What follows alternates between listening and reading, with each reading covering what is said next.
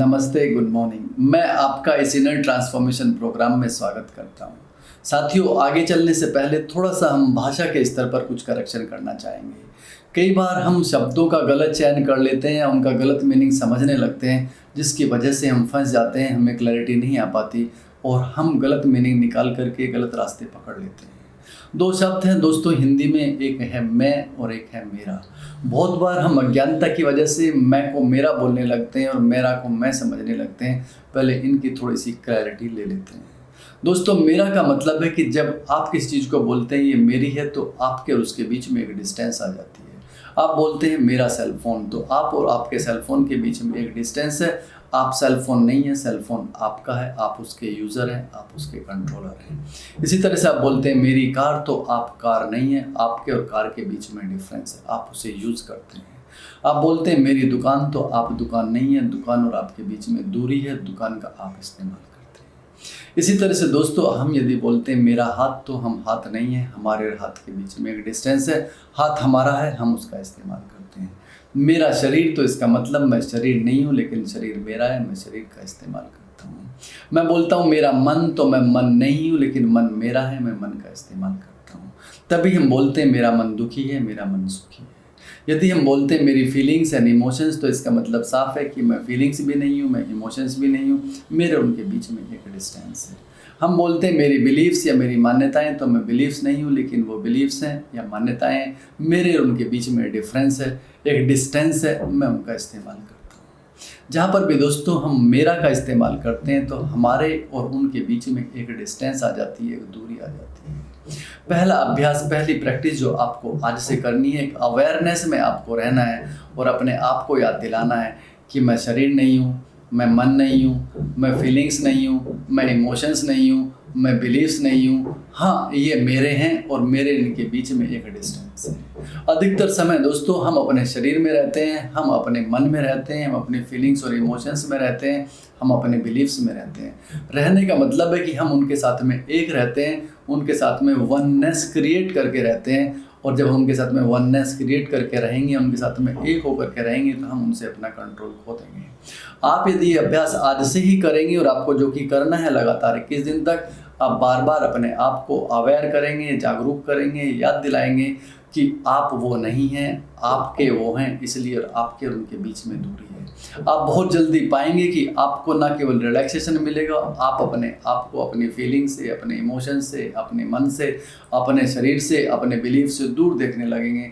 और जैसे ही आप ऐसा देखेंगे और पाएंगे कि आपके पास अब उनका कंट्रोल आने लगेगा। अब बात शरीर की करते हैं। दोस्तों, शरीर हम सभी के लिए एक बहुत ही इंपॉर्टेंट टूल है, हम सभी को इसकी ज़रूरत है।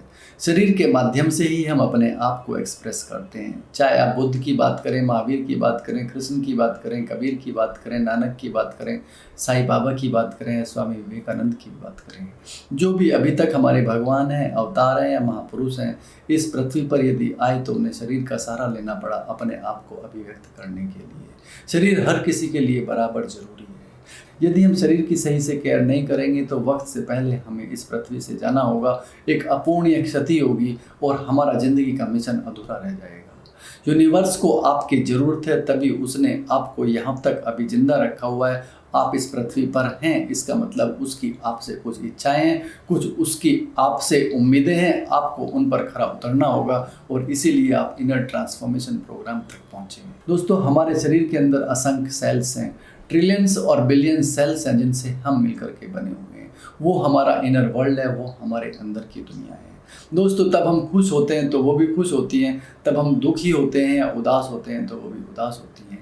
जिस तरह से हमारे अंदर कंप्लीट जीवन है, उनके अंदर भी कंप्लीट जीवन है। यदि हम राजा हैं तो वो हमारी प्रजा है, और यदि हम सेनापति हैं तो वो हमारी सेना है। वो हमारी जिम्मेदारी है, वो हमारी रिस्पॉन्सिबिलिटी है। लेकिन दोस्तों, बहुत बार अज्ञानता की वजह हमें पता नहीं होता कि एक राजा अपनी ही प्रजा को मारता रहता है या एक सेनापति अपनी ही सेना को मारने लगता है। उसकी केयर करना या उसको समझना हमारी जिम्मेदारी होगी। मेरा कहने का मतलब है कि उनको जिंदा रहने के लिए जिस तरह से हमें ऑक्सीजन की ज़रूरत होती है, उनको भी ऑक्सीजन की ज़रूरत पड़ती है। यदि उनको पूर्ण रूप से हम ऑक्सीजन नहीं दे पाएंगे, तो वो धीरे धीरे करके मरने लगेंगे, और मरने लगेंगे तो अंदर में सड़ने लगेंगे, और उसकी वजह से हमारे अंदर इस तरह की बीमारियां होंगी। वो पहले कैंसरस होंगी, उसके बाद में फैटल डिजीज़ होंगी, जिनका इलाज संभव दवाइयों में नहीं होगा। दोस्तों। वक्त से पहले इस पृथ्वी से विदा होना पड़ेगा। बहुत बड़े सपने, बहुत बड़ा मिशन आपका अधूरा रह जाएगा, लेकिन थोड़ी सी अवेयरनेस से, थोड़े से ज्ञान से इसे पूरा किया जा सकता है। दोस्तों, जैसे अभी हमने समझा, जिंदा रहने के लिए हमें ऑक्सीजन की ज़रूरत है। हमारे सेल्स को भी, हर एक सेल को भी बराबर ऑक्सीजन चाहिए। अब ऑक्सीजन हमें कहाँ से मिलती है, इसको हमें थोड़ा सा समझना पड़ेगा। जो भी हम खाते हैं, पीते हैं, ऑक्सीजन हमें उससे मिलती है, या जब हम सांस लेते हैं तो हमें उससे ऑक्सीजन मिलती है। दो तरह से हमें जनरली ऑक्सीजन मिलती है, खाने पीने से या सांस लेने से। दोस्तों, जो भी हम खाते हैं, यदि आप इसमें अधिकतर cooked, fried, packet food, factory food या प्रोसेस फूड यदि ज़्यादा खाते हैं, तो समझ लीजिएगा आप पूरी तरह से एक डेड फूड खा रहे हैं, एक ऐसा खाना खा रहे हैं जिसके अंदर कोई ऑक्सीजन नहीं है। और यदि आप चाहे जितने भी महंगे आप यहाँ पर फूड सप्लीमेंट ले रहे हैं, लेकिन ध्यान से समझ लीजिएगा उनके अंदर कोई लाइव एंजाइम्स नहीं है, उसके अंदर कोई ऑक्सीजन नहीं है, वो आपके शरीर की सेल को कोई ऑक्सीजन नहीं पहुँचा पा रहे हैं। यदि आपकी लाइफ में dead food, factory food, process food, cooked food बहुत ज़्यादा है, तो समझिएगा कि जो भी आप खाना खाते हैं वो आपको फैट देगा, बीमारी देगा, आपकी टंग को टेस्ट देगा, लेकिन आपकी सेल्स को ऑक्सीजन नहीं देगा। और आपको पता नहीं है कि आपकी सेल्स ऑक्सीजन ना मिलने की वजह से लगातार मरती हुई चली जाएंगी। दवाइयों से उनकी ऑक्सीजन की पूर्ति नहीं होगी। इसका मतलब यहाँ पर मैं आपको सजेस्ट करना चाहूँगा सबसे पहले दोस्तों कि आप अपने खाने के प्रति आज से ही अवेयर हो जाएं, सचेत हो जाएं। और आपको ध्यान रखना है कि आपके खाने में कम से कम आप शुरुआत करते हैं इसी प्रोग्राम में तो 50 to 60% आपके पास में आपके खाने के लिए कुक्ड फूड, फ्राइड फूड नहीं, रॉ फूड होना चाहिए। फ्रूट्स होने चाहिए, सैलेड होना चाहिए, वेजिटेबल होना चाहिए, वो खाना होना चाहिए दोस्तों जो सूरज की गर्मी से पकता है, जो सूरज की रसोई में बनता है। यदि आपका खाना प्रोसेस्ड फूड है, आपका खाना पैकेट फूड है, तो आप अपने आप को वो खाना दे रहे हैं जो डेड है, जिसके अंदर कोई ऑक्सीजन नहीं है। आपके खाने में खाने से पहले 50% फ्रूट, सैलड, वेजिटेबल जूस ज़्यादा से ज़्यादा आपको दिन में लेना पड़ेगा। उसके बाद में आप जो चाहें वो खा सकते हैं। इस तरह से आप शुरुआत करेंगे, लेकिन रिकमेंड करना चाहूँगा धीरे धीरे आप इसको बढ़ाएं। यदि आप घर से कहीं बाहर हैं जहाँ पर आपको रॉ फूड ज़्यादा नहीं मिलता है, तो मजबूरी में आप उस खाने को खा सकते हैं, लेकिन आने वाले दिनों में रॉ फूड ज़्यादा खाकर आपको कंपनसेट करना होगा, क्योंकि आपको हर वक्त अवेयरनेस में रहना है, अपने ध्यान में रखना है क्या कि आपके पास जिम्मेदारी है आपके इनर वर्ल्ड की, जहाँ पर आपके असंख्य सेल्स हैं, जो आपकी प्रजा है उसको जिंदा रखना होगा। वो आपकी दुनिया है, वो हर वक्त आपके साथ है, वो आपका सपोर्ट सिस्टम है, उसको जीवित रखना, उसको ऑक्सीजन देना आपकी जिम्मेदारी है, वरना उनके साथ बहुत बड़ा अन्याय होगा। और वो अन्याय इतना बढ़ेगा कि वो एक दिन मरने लगेंगे, और मरने लगेंगे तो सड़ने लगेंगे, अल्टीमेटली फैटल डिजीज़ के शिकार होंगे। और वक्त से पहले मैंने बताया कि यहाँ से जाना पड़ेगा। आप उनको ऑक्सीजन दें। खाने में आप आज से 50% से शुरू करें, धीरे धीरे आप उसको बढ़ा सकते हैं, ताकि आपके सेल्स को पूरी तरह से ऑक्सीजन मिलनी शुरू हो जाए। दूसरा दोस्तों, मैं आपको रिकमेंड करूंगा कि रात में सोने से कम 3 घंटे पहले आप खाना खा लें। वैसे तो रिकमेंड किया जाता है तब तक सूरज की गर्मी है, तब तक आपको last meal of the day ले लेना चाहिए, क्योंकि उसी से जठर अग्नि जो आपके खाने को डाइजेस्ट करने में हेल्प करती है, सनसेट के बाद में, सूरज छिपने के बाद में जो भी आप खाना खाते हैं, तो उसके लिए डाइजेस्ट करने में ज़्यादा मेहनत करनी पड़ती है शरीर को। यदि आपका रूटीन अलाउ नहीं करता है, तो सोने से कम 2.5 से 3 घंटे पहले आप खाना खाएं। दूसरा, आपको सजेस्ट करूंगा कि खाने के ठीक बाद आप पानी ना पिएं। यदि आपकी आदत है तो धीरे धीरे या एकदम इसको छोड़ दीजिएगा। खाने के ठीक बाद यदि आप पानी पिएंगे दोस्तों, तो वहाँ पर फिर डाइजेशन की प्रॉब्लम होगी, आपकी जठर अग्नि शांत हो जाएगी, और शांत हो जाएगी तो आपके खाने को डाइजेस्ट होने में परेशानी होगी, वो खाना फैट में टर्न होगा, उससे कोई एनर्जी मिलने वाली नहीं है। Last meal of the day आपका सबसे हल्का और कम होना चाहिए। अभी हमने समझा दोस्तों कि आप अपनी सेल्स को प्रॉपर फूड और ऑक्सीजन देने के लिए क्या करेंगे, ताकि आपकी सेल्स जिंदा रह सकें, स्वस्थ रह सकें। यदि आपकी सेल्स स्वस्थ हैं तो आप स्वस्थ हैं। यदि आपका इनर वर्ल्ड सेल्स आपकी बीमार हैं दोस्तों, तो आप भी बीमार हैं, इसमें कोई डाउट नहीं है। इसका इलाज दवाइयों में नहीं है, दवाइयाँ और ज़्यादा आपको कुछ और प्रॉब्लम्स देती हैं। अभी तक जो गलतियाँ हुई, लेकिन आज से ही आप इन पर ध्यान देंगे। दूसरा ध्यान दोस्तों आपको देना होगा, जो हमें ऑक्सीजन मिलती है वो सांस लेने से मिलती है। जो आप श्वास लेते हैं उसी से आपको ऑक्सीजन मिलती है, आपके पूरे इनर वर्ल्ड को, आपकी सेल्स को ऑक्सीजन मिलती है, आपकी प्रजा को, आपकी सेना को ऑक्सीजन मिलती है। लेकिन दोस्तों बहुत बार हमारा श्वास लेने का तरीका अपने आप में इतना डिफेक्टिव होता है, ब्रेथ पैटर्न हमारा इतना डिफेक्टिव होता है कि जो हम श्वास लेते हैं उससे केवल हम जिंदा रह पाते हैं, लेकिन बाकी की सेल्स को ऑक्सीजन ना मिलने की वजह से वो मरती चली जाती हैं, कमज़ोर होती हैं, बीमार होती हैं, मरती हैं। उसके बाद में धीरे धीरे बीमारियां आती हैं, फिर अपने आप में घातक बीमारियां आती हैं और हम शारीरिक स्तर पर दुर्बल हो जाते हैं। हम प्रतिभावान होते हुए वक्त से पहले इस पृथ्वी से विदा हो जाते हैं, जो एक अपूर्णीय क्षति होती है और केवल पश्चाताप बचता है मरते वक्त हमारे पास भी और जाने के बाद इस दुनिया के लिए भी। इससे बचा जा सकता है साथियों। आप अपनी सेल्स को, जो आपके अंदर की दुनिया है, इसको जिंदा रखने की आपकी जिम्मेदारी है और इसके लिए एक बेसिक रिक्वायरमेंट आपको पूरी करनी होगी कि आप उन्हें प्रॉपर ऑक्सीजन देंगे। प्रॉपर ऑक्सीजन देने के लिए आप अपने ब्रेथ सिस्टम को करेक्ट करेंगे। ब्रेथ सिस्टम को करेक्ट करने का मतलब है कि आज आप देखते हैं या चेक करते हैं, अधिकतर लोगों के साथ में ऐसा होता है और आपके साथ भी शायद यदि ऐसा हो रहा है तो आप ध्यान दें, बहुत बार हमारी सांस गहरी नहीं होती, हमारी ब्रेथ बहुत शैलो होती है, बहुत छोटी होती है। क्यों? क्योंकि अधिकतर समय में स्ट्रेस में, एंग्जाइटी में, पैनिक अटैक में या डिस्टर्बेंस में, इमोशनल टर्बुलेंस में गुजरते रहते हैं। और यदि हम इतनी ज़्यादा डिस्टर्बेंस से गुजरते होते हैं तो हमारे स्ट्रेस का लेवल हाई होता है और हमारी सांस की गति बढ़ जाती है। और ना केवल गति बढ़ जाती है, हमारी सांस छोटी भी हो जाती है। हमारे इनर सेल्स के ऊपर क्या बीतती है शायद आप आइडिया नहीं लगा पाएंगे। उनको यदि हम प्रॉपर ऑक्सीजन भी नहीं दे पा रहे हैं तो क्या वो जिंदा रहेंगे, क्या वो स्वस्थ रहेंगे, क्या हमारी अंदर की दुनिया, क्या हमारी सेना, क्या हमारी प्रजा हमारा साथ देंगे, क्या हम आगे बढ़ पाएंगे? हम आगे नहीं बढ़ पाएंगे दोस्तों यदि हमारा इनर वर्ल्ड ही हमें सपोर्ट नहीं करेगा तो आउटर वर्ल्ड कोई हमें सपोर्ट करने वाला नहीं है। शारीरिक रूप से जब हम अंदर से सेल्स हमारे डिस्ट्रॉय होने लगते हैं तो हमें एकदम पता नहीं होता, लेकिन हम मन के लेवल पर परेशान होने लगते हैं। यदि शरीर में कुछ होता है तो मन पर कुछ होता है, मन पर कुछ होता है तो शरीर में कुछ होता है। दोनों के बीच में एक सीधा संबंध है। अभी हम दोस्तों शरीर के स्तर की बात कर रहे हैं। शरीर के स्तर की बात करने के लिए हमें अपने अंदर की दुनिया को संवारने के लिए कम से कम उन्हें प्रॉपर ऑक्सीजन देने की जिम्मेदारी हमारी है। और इसके लिए यदि आपकी सांस छोटी है या बड़ी है या जो भी है, मैं आपको एक ब्रेथ प्रैक्टिस बताता हूँ। मैं सांस लेने का एक तरीका बताऊँगा, आप उसी के अकॉर्डिंग सांस लेंगे। दिन भर आप प्रैक्टिस करेंगे, नहीं तो सुबह आपको कम से कम 20 से 25 मिनट हर दिन आप इसकी प्रैक्टिस करेंगे। धीरे धीरे आपकी हैबिट बनेगी और दिन में भी आपकी सांस प्रॉपर होगी, ब्रेथ पैटर्न आपका ठीक होगा। सांस यदि आपकी गहरी होगी, आपके शरीर के हर सेल को प्रॉपर ऑक्सीजन मिलेगी। वो स्वस्थ होंगे, वो खुश होंगे, वो एनर्जेटिक होंगे, वो कॉन्फिडेंट होंगे और वो सब चीज़ें आपकी आउटर पर्सनैलिटी में आपको दिखेंगी, आप खुद फील करेंगे और आसपास लोगों को भी महसूस करेंगे। तब भी दोस्तों आप सांस लेते हैं तो आप ध्यान रखिएगा, आप इस प्रैक्टिस को, जो मैं दूसरी प्रैक्टिस आपको बता रहा हूँ, पहली बताई थी मैंने कि आप अवेयरनेस में रहेंगे। किस अवेयरनेस में रहेंगे? कि आप शरीर नहीं है, आप मन नहीं है, आप फीलिंग्स नहीं है, आप बिलीव्स नहीं है, आप इमोशंस नहीं है। आप क्या हैं? आप इन सब से परे हैं। आपके और इनके बीच में एक डिस्टेंस है। दूसरा मैंने आपको बताया खाने के लिए कि आपके खाने में वो खाना होना चाहिए जिससे मैक्सिमम ऑक्सीजन आपके बॉडी सेल्स को मिले। तीसरा मैं आपको बताता हूँ कि आपका ब्रेथ पैटर्न कैसा होना चाहिए।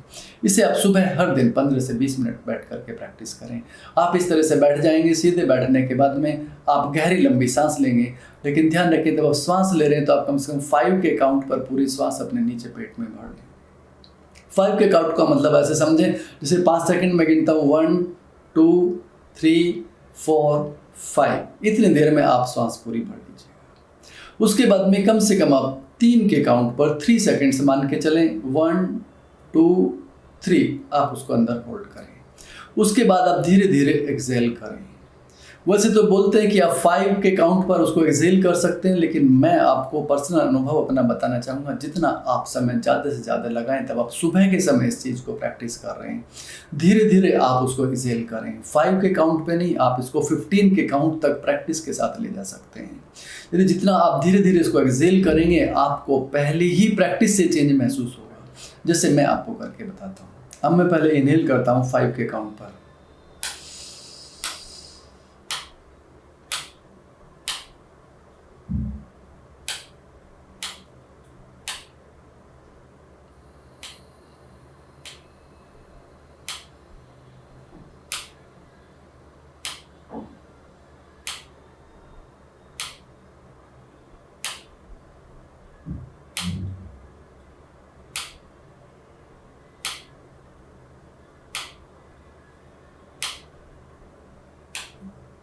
लेकिन इनिशियली आप काउंटिंग के चक्कर में भी ना पड़े, आप सीधा आप अपने श्वास से अपने पेट को पूरा भरें। जितनी देर कंफर्टेबल हो उसे रोकिएगा, फिर धीरे धीरे करके निकालने में ध्यान रखें। जितना धीरे आप एक्सेल करेंगे और आप इस समय को धीरे धीरे आप बढ़ाते चले जाएंगे, आपको डे 1 से एक बहुत बड़ा चेंज महसूस होगा। सांस को निकालने में जल्दी नहीं होनी चाहिए। शुरू में कुछ अव्यवस्था आपको हो सकती है क्योंकि आपका भी ये ब्रीदिंग पैटर्न नहीं है, लेकिन धीरे धीरे आप इसको निकालिएगा। और आप इसकी प्रैक्टिस दोस्तों हर दिन 15 से 20 मिनट यदि करेंगे, आज ही आप करने वाले हैं सुबह में, और आप देखेंगे शाम तक आप डिफरेंट फील करने वाले हैं, जैसे मैं आपको करके बताता हूँ।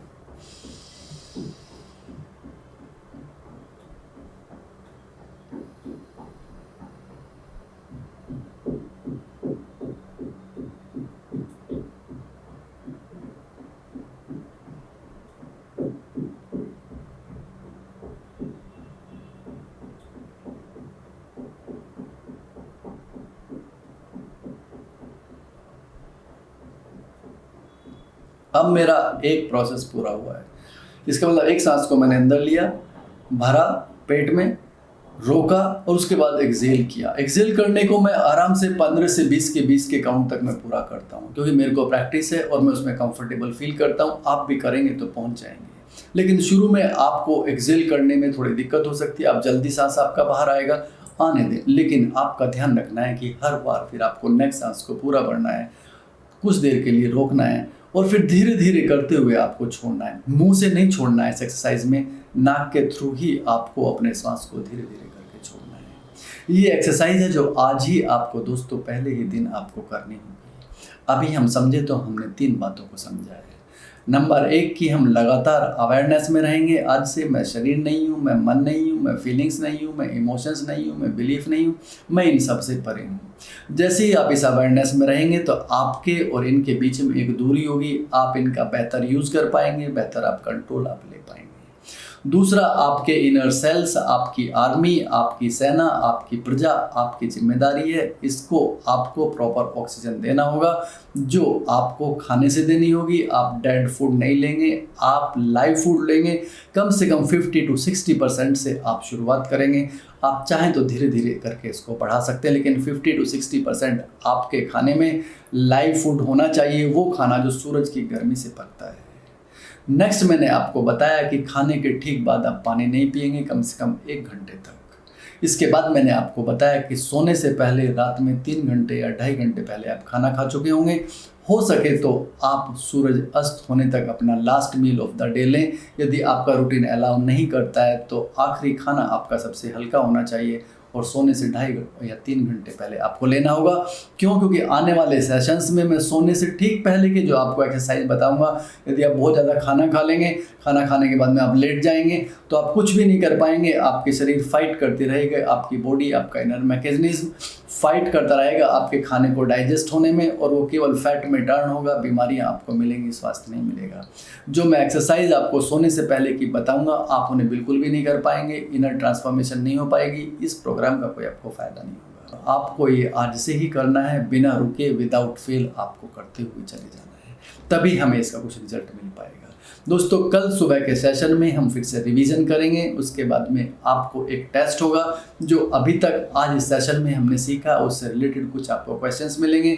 नीचे ऑप्शंस होंगे, राइट ऑप्शन को क्लिक करके आप उस टेस्ट को पास करेंगे। कल मिलते हैं दोस्तों रिवीजन सेशन में और प्रैक्टिस सेट में। Thank you very much, see you tomorrow.